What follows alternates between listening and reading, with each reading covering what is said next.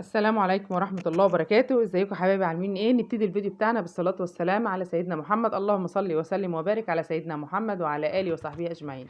النهاردة وصفتنا جميلة، هنعمل بفراخ صدور أو وراك، هنعمل بيها كريسبي أو كوكي أو كنتاكي زي بتاع المطاعم.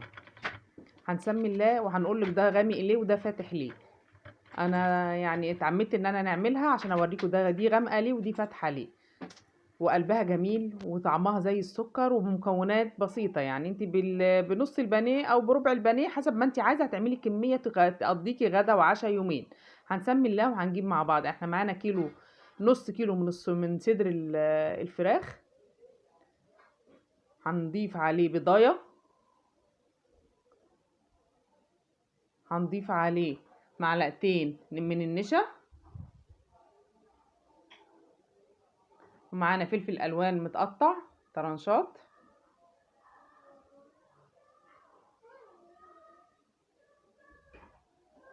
بصوا حبايبي اللي انا حطيتها ديت مش النشا. احنا حطينا معلقتين كوبايه من الزبادي. لو عندك وش لبن عايزه تبدليها بمعلقتين بودر مفيش مشاكل. يبقى احنا حطينا صدور الفراخ مع بضايه مع كوبايه زبادي كده. احنا عملناها في الكبه كلها وضربناها كلها في الكبه. هنبتدي نضيف المكونات بتاعتنا بقى. مرق الدجاج، البهارات بتاعتنا كاري كركم بابريكا توم باودر بصل باودر، بهارات فراخ ملح فلفل كمون كزبره ناشفه. حطينا معلقتين النشا اللي احنا قلنا عليهم، وحطينا 4 معالق دقيق من الذره، دقيق ذره. هنبتدي نقلب المكونات كلها مع بعضيها كده.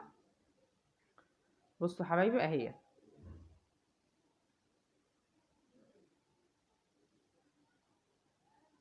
هنجيب بقى كيسه كده، كيس التلاجة او ورقه زبده تبدليها بورقه زبده مفيش مشاكل. وهنبتدي كده نحطها عليها، وهنجيب كيسه من فوقيها ونجيب الفراده بتاعتنا ونفردها عشان نعرف نقسمها التقسيمه اللي احنا عايزينها.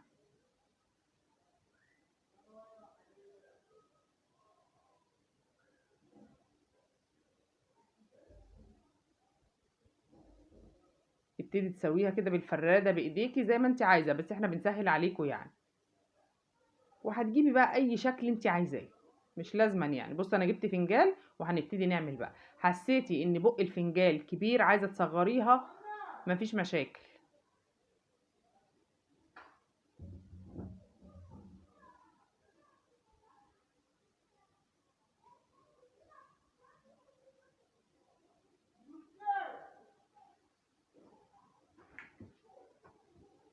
بص احنا كده عملناه. هنبتدي نشيل الفراغات كده،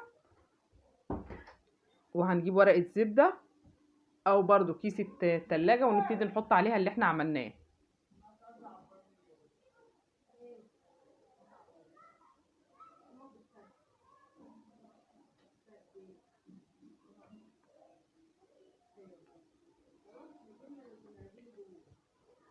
والحجم ده حسب ما انت عايزاه، والشكل برضو حسب ما انت عايزه.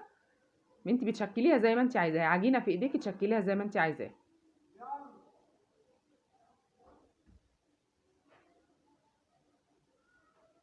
اهي بصوا سهله خالص.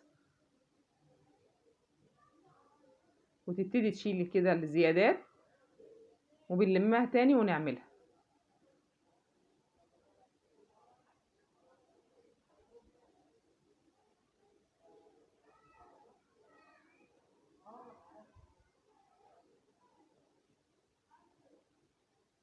يعني بصوا بقى الجمال بقى. بص بسم الله ما شاء الله. بصوا زي ما قلت لك انا جبت بقى كوبايه صغيره، وش كوبايه صغيره، وصغرتها حسب الحجم ده حسب ما انت عايزه. انا قلت اعمل كبير واعمل صغير. هنسيبها في الفريزر شويه بتاعت نص ساعه كده او ساعه تجمد شويه، بعد كده نرجع نشتغل فيها تاني.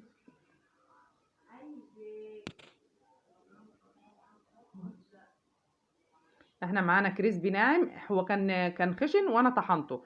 هنا بقى بصوا بقى المكون ده بدل اللبن وبدل البيض معانا ميه ساقعه فيها مكعبين تلج. هننزل فيها القطعه اللي احنا هنعملها بالكريسبي ونرجع نحطها في الكريسبي تاني. يعني هنبلها بالميه ونرجع نحطها بالكريسبي. بصوا بقى انا عملت كده طبقه واحده، وهوريكم برضو هوريكم دي بتطلع ازاي من النار ودي بتطلع زي ما انتوا عايزين. يعني انا عملتها مره في الميه ورجعتها في الكريسبي، وبعد كده رجعتها في الميه تاني، وبعد كده رديتها تاني في الكريسبي. بس الطبقة اللي هي الواحدة اللي اتغلفت مرتين طلعت أطعم.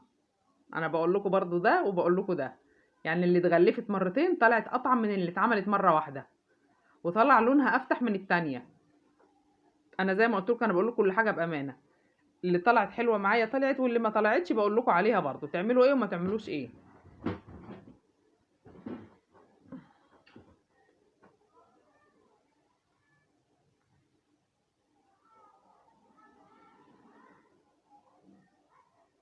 ومعانا طاسة من الزيت هننزل فيها اللي احنا عملناه.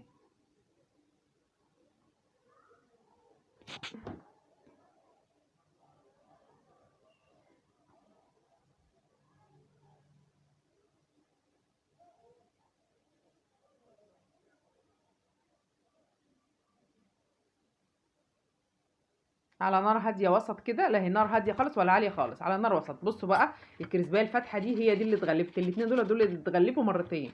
يعني عملتها في الكريسبي بعد كده رديتها في الميه وبعد كده رجعتها تاني في الكريسبي. بصوا الجمال بقى، ومقرمشه ومخرفشه كده وجميله. ايه رايكم؟ انا بوريكم ده وبوريكم ده حسب ما انت عايزه، والشكل زي هو، الطعم هو هو، بس هو الشكل اللي بيختلف يعني. لو عجبتكم الوصفه اعملوا لنا لايك، كومنت حلو وشير، وفعلوا زر الجرس عشان ينزل لكم كل جديد.